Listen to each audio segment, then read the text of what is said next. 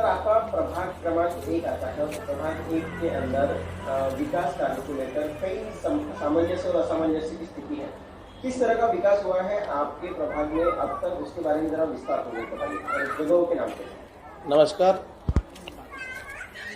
प्रभाग नंबर 1 जो गिनती में प्रभाग नंबर 1 है, शुरुआत 1 से होती है, पर सच कहता हूँ कभी आई है हमारे प्रभाग नंबर 1 में। जो नाम का प्रभाग नंबर 1 है वो विकास की गति में सबसे आखिरी है, सबसे पिछड़ा है। ना यहाँ पे पानी की सुविधा ढंग की है, नल में गटर का पानी आ रहा है, नल के पानी में कीड़े आ रहे हैं, रोड नहीं है, स्ट्रीट लाइट नहीं है, कचरे वाले नहीं आते, हफ्ता भर 10-10 दिन गटर की समस्याओं पे कोई एक्शन नहीं होता। आज मैं आपको वस्तुस्थिति बताऊँ, आप कभी आइए प्रभाग नंबर 1 में, मैं आपको दिखाता हूँ कि गटर की समस्या कितनी बड़ी है। और यहाँ के जो जनप्रतिनिधि है उनका बोलना है कि हमने 100 करोड़ खर्चा किए, 400 करोड़ खर्चा किए। गलत बात। बहुत पिछड़ा प्रभाग है प्रभाग नंबर 1। विकास क्या बोलूँ, कुछ समझ में नहीं आ रहा। स्थिति अगर नारा की देखी जाए तो अंडर डेवलप एरिया है जहाँ पर जो तेजी से विकसित हो रहा है, ऐसी बात कही जा रही है। तो नारा के बारे में क्या कहेंगे, किस तरह का विकास वहाँ पर हुआ है, क्या वहाँ पर मूलभूत सुविधाएं पूरी तरह से आ गई? सर मैं मानता हूँ वहाँ कई लेआउट अनधिकृत है, पर हम अगर चाहे, हमारी अगर सोच हो कार्य करने की, तो हम उसके भी फंड लाकर, विशेष फंड लाकर हम उसका विकास कर सकते हैं। और नारा में वो स्थिति है जो स्थिति शायद यूपी बिहार में ना हो, उससे भी दयनीय स्थिति है। जब स्कूल बच्चों के स्टार्ट होंगे तो आपको पता चलेगा कि 1-1 किलोमीटर लोग साइकिल गाड़ियाँ रखकर पैदल घर जाते हैं, पैदल आते हैं, फिर यहाँ से स्कूल जाते हैं। बच्चों के कपड़े ख़राब होते हैं, आम आदमी का जाना आना हराम होता है। जो वहाँ रहा है, नारा में इतने एरिया है जहाँ पर विकास के लोग तरस रहे हैं और जनप्रतिनिधि का बहाना एक ही है कि इनने हमको वोट नहीं दिया, इनने हमारे लिए ये नहीं किया, ये तो इसके वोटर है, ये तो उसके वोटर है। ये गलत बात है। चुनाव जीतने के बाद यहाँ कोई पक्षपात नहीं होता, सब आपके जनता है और आप हमारे क्षेत्र के नगर सेवक हो। आपके प्रभाग में हेवीवेट प्रतिनिधि होने का दावा किया जाता है, भाजपा के चारों लोग हैं और साथ ही साथ यहाँ पर जो विकास होना चाहिए था वो बाकी जगहों के मुकाबले बहुत तेजी से और ज्यादा होना चाहिए था, ऐसा भी लोगों का मानना है।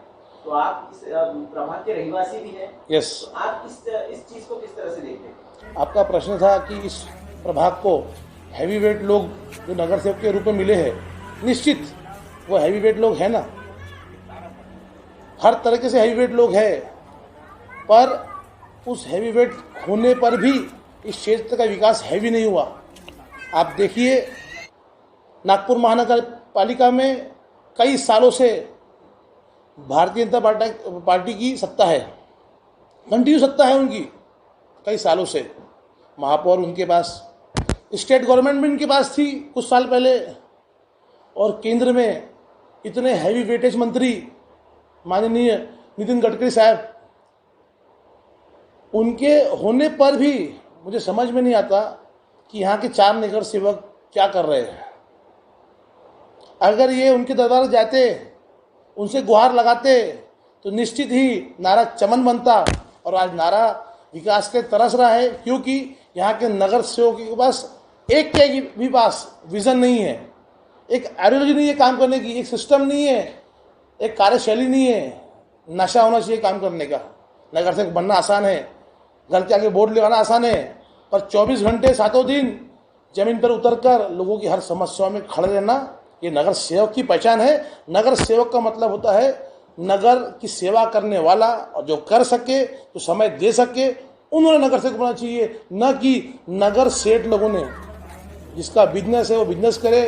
जनता को एक रहनुमा चाहिए, एक अपना व्यक्ति चाहिए जो आधी रात को एक फ़ोन पर आपके घर पे पहुँचे, ना जात देखे ना पात देखे, वो एक इंसान बन के देखे। ऐसा एक नगर सेवक इस क्षेत्र को चाहिए, जो आने वाले समय में जनता उसको लाएंगी, ये उम्मीद मैं उनसे करता हूँ। आने वाले चुनाव में महानगर महानगर पालिका के चुनाव अब कुछ ही दूरी पर है, कुछ ही दिनों पर आगे आ चुके हैं और यहाँ पर कई लोग अपने अपने दावे भी ठोकेंगे, तो किस तरह का यहाँ पर माहौल रहेगा चुनाव के दरमियान, उसके बारे में जरा बताइए। 1-1.5 महीने में इलेक्शन आने वाले हैं और लोकतंत्र का पर्व फिर मनेगा और सबको अधिकार है इलेक्शन में फॉर्म भरने का, लड़ने का, और लड़ना भी चाहिए। लोकतंत्र में जनता के भी जाना चाहिए ताकि हमें समझ में आए कि हमने पिछले 5 साल में क्या किया, क्या नहीं किया, क्या नहीं हो पाया। पर मैं आपको एक बात बता दूं, ये इलेक्शन आम इलेक्शन नहीं रहेगा। इस बार यहाँ के जो 4 नगर सेवक है, 4 प्रतिनिधि है जो महानगर पालिका के यहाँ के, उनके बनाम जनता का इलेक्शन है। इस बार यहाँ का इलेक्शन कोई कांग्रेस, बीजेपी और शिवसेना, राष्ट्रवादी या हत्ती नहीं लड़ेंगी।